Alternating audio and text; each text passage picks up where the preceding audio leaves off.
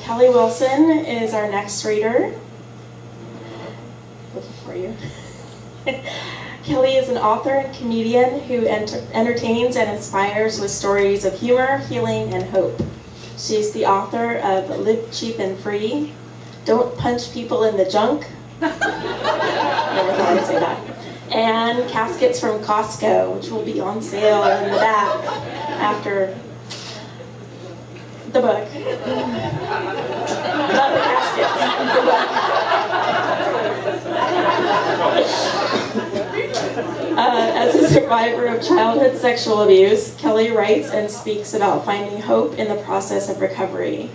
Through both stand-up and improv comedy, she brings laughter to audiences of all ages using a wide range of subject matter, including silly songs, parenting stories, and jokes and anecdotes revolving around mental health issues. Kelly Wilson currently writes for a living and lives with her magically delicious husband, junk-punching children, dog, cat, and stereotypical minivan in Portland, Oregon. Read more about her at wilsonwrites.com. Kelly Wilson.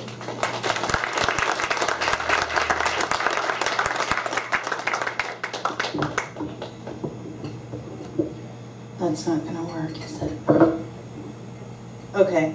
I didn't have enough room in my van for caskets, but I do have the books. When my father-in-law died, I broke, finally. I wrote Caskets From Costco partly as a love letter to him, so I thought it was really appropriate to read part of it. After 20 years of trying to be done with grief, because I just wanted to be done, I finally decided that maybe there was another way. So, after death, nuts and bolts, 666, as in June 6, 2006. Jim had not always been a religious man. He hadn't always been my father-in-law either. His youngest son, Jeff, and I began dating in high school after meeting on the band bus on the way to a football game.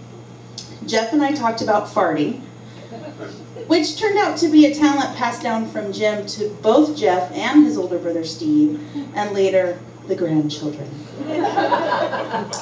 Sometimes it is impossible to quantify the value of a strong family heritage.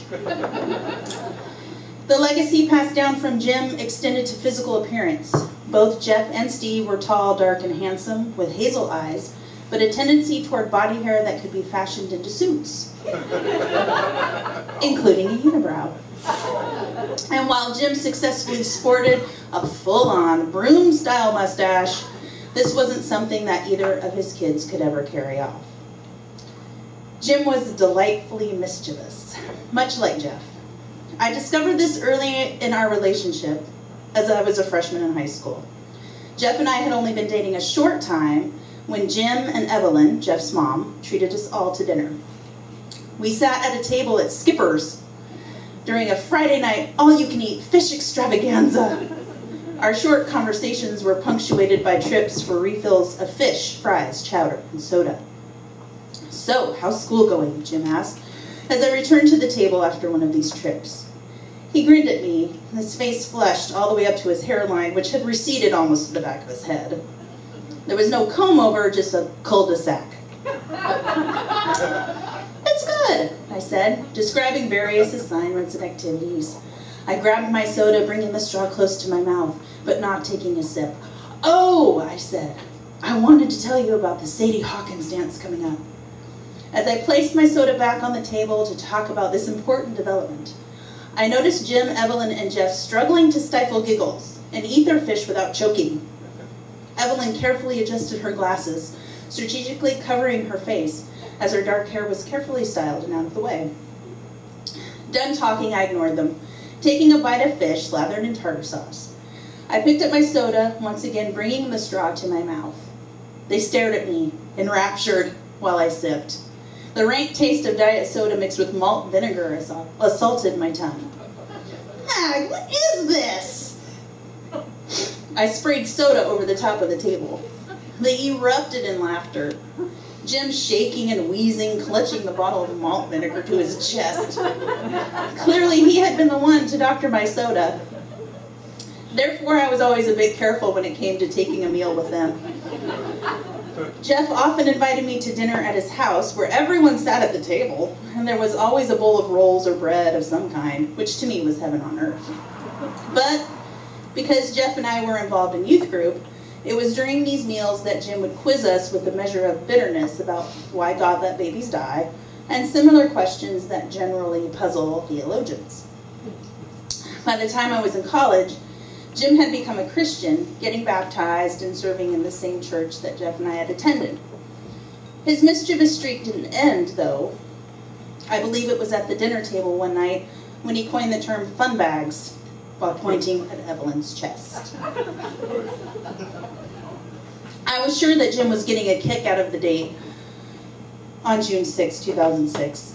It had gotten a lot of media attention, something about how 666 made the sign of the devil, or maybe it was just that the date, month, and year were all the same number.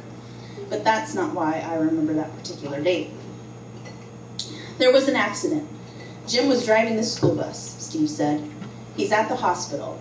You need to come right now. I hung up the phone, scrambling, throwing clothes in duffel bags and trying to get a hold of Jeff, still at work, confused about how to tell him that his dad was in the hospital 2 hours away.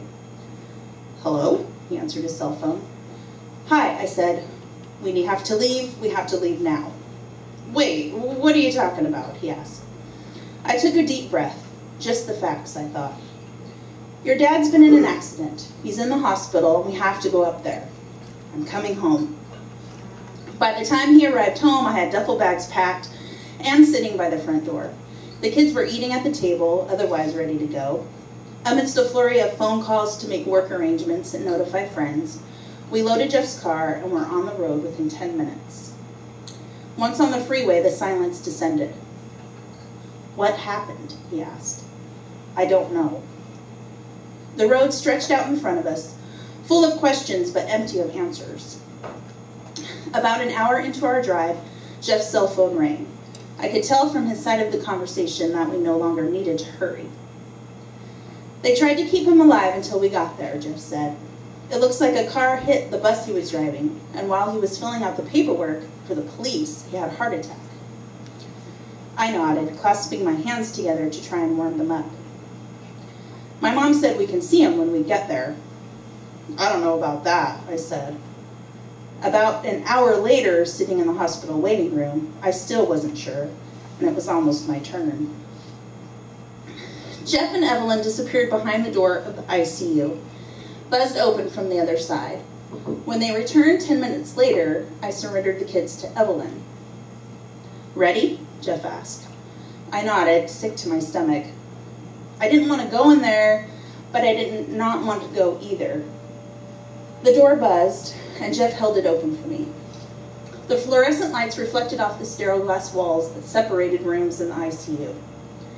Nurses at their station looked up, recognized Jeff, and returned to their work. He led me around a corner and into Jim's room. The door slid silently open. We pushed the curtain back and found Jim lying on the hospital bed in a gown. His eyes were closed and his mouth was open, his skin chalky and his hair grayer than I had ever seen it. You don't usually see people lying with their mouths open unless they're sleeping or perhaps snoring, chests rising and falling with each breath. But there was no breath, and his bony chest protruded up. The rest of his body pressed down into the bed. His fingertips had started to turn black. He's cold, Jeff said. He rubbed Jim's arm and shoulder. I recoiled, not understanding how Jeff could touch him. Tears sat, stubborn, behind my eyes. I felt the chill of death and the shell that had once held a soul. At the same time, I felt the sacredness of this moment, the holiness of the spirit freed from its body and moving on. The morning after Jim's death, as I dried off after my shower, I wondered to what extent, if at all, Jim was around. Could he look down on us? Could he be with us, not seen or sensed, but able to observe? Was he able to blip in and out like the cameras of a reality TV show? Observing us at random moments with access to everything? Most importantly, at this moment, could he possibly see me naked? I looked around the bathroom and I wanted to ask, are you here? I also wanted to say, avert whatever passes for your eyes. Please. But I didn't out loud. The next day I shared my thoughts with my friend Bobby Cumberbund. She had come to hang out during the days after Jim's death.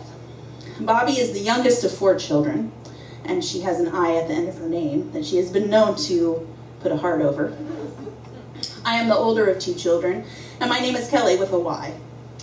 No heart. Bobby is miniature and petite. I am gangly with a large frame and plain features, easily lost in a crowd.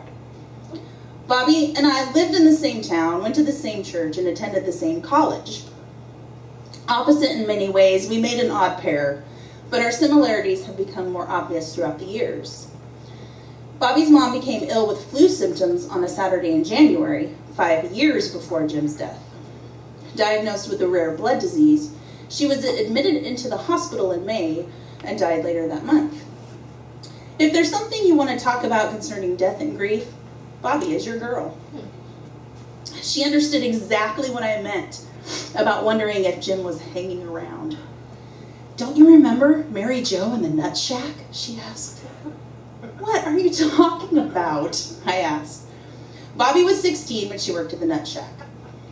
Mary Jo, then 22, was a manager of sorts. One night they told their parents, Mary Jo still lived with her mother, that they were spending the night at each other's houses. Instead, Mary Jo rented them a hotel room where they got wasted on cheap light beer. Wait, light beer? I asked. Can you really get drunk from light beer? She nodded. And wine coolers. The morning after her mother's death, Bobby woke up, marched into her father's room, and confessed every detail of that night with Mary Jo, even though it had happened several years earlier. Why? I asked. Same thing you were talking about, she said. I didn't want to take the chance that he was finding out from Mom in some dream. I had to agree. I just really hope that Jim, or any other person transitioning into the afterlife, could not see me naked.